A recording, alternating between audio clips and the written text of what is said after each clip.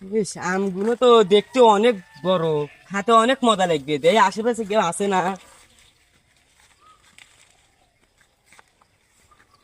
এই কেটে দাও না। এই দাঁড়া দাঁড়া দাঁড়া কাট দে কই যান দাঁড়া দাঁড়া দাঁড়া দাঁড়া। এদিকে এদিকে এদিকে এদিকে। যা, যা, যা, যা, আমার ভুল হয়ে গেছে, আমার ভুল হ্যাঁ হয়ে গেছে। এই এই তুই দাঁড়া দাঁড়া অনেক অনেক আম ছিড়বে লাগছিল কে? হ্যাঁ আহ, হ্যাঁ মজা, বড় বড় কারণটা আম কি? তো খাইতে মনে হয় অনেক মজা লাগবে, তাই একটা মানুষের লিখি। গাছের আম কোনো সময়ও যে কোনো ফসলাদি মানুষ রাস্তার ধারে বনে, আম হোক জাম হোক, এইগুলি বাবা কোনো সময় চুরি করে খাইতে নেই।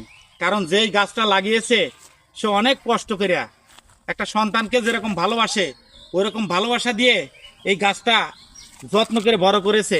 এই গাছের ফল একমাত্র তার জন্যই প্রাপ্য।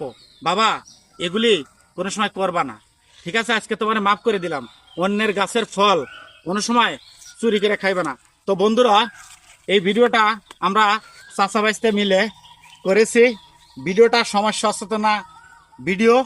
যদি আপনাদের ভালো লাগে অবশ্যই কমেন্ট বক্সে আপনারা লিখে যাবেন এবং নিত্য নতুন ভিডিও পাইতে আমাদেরকে উৎসাহ করবেন।